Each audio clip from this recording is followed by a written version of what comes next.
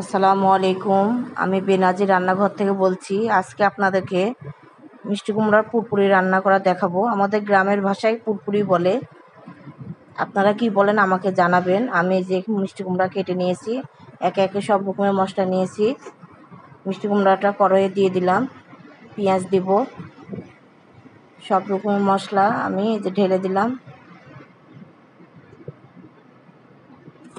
এখন তেল দিয়ে দিব, এটা আমার বাড়ির তেল,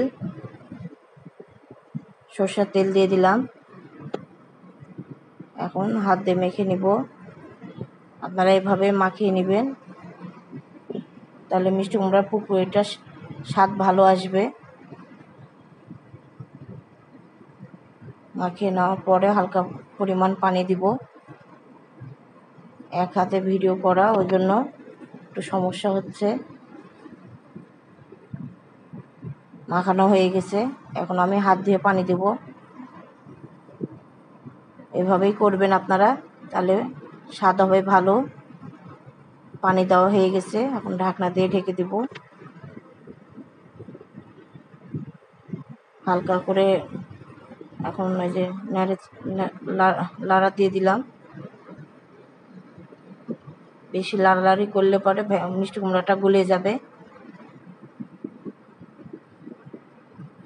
মিষ্টি কুমড়ার এমনিও পানি বাড়ায়, আমি হালকা পরিমাণ পানি দিয়েছি। আবারও ঢেকে দিলাম। দেখেন আমার মিষ্টি কুমড়া হয়ে এসছে, বেশিক্ষণ লাগে না রান্না। এটা একটু হালকা পরিমাণ চিনি দিলাম, মিষ্টি মিষ্টি হবে, আবার খেতেও ভালো লাগবে। আমার মিষ্টি কুমড়াটা প্রায় হয়ে গেছে, এখন বাটিতে ঢেলে নেব। আর দেখেন আমার হয়ে গেছে।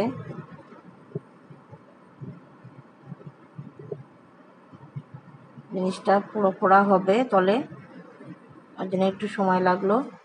এই দেখেন হয়ে গেছে, মিষ্টি কুমড়াটা পুরপুরি হয়ে গেছে। এটা গ্রামের ভাষায় পুরপুরি বলে, শহরে কি বলে এখন আপনারা আমাকে জানাবেন।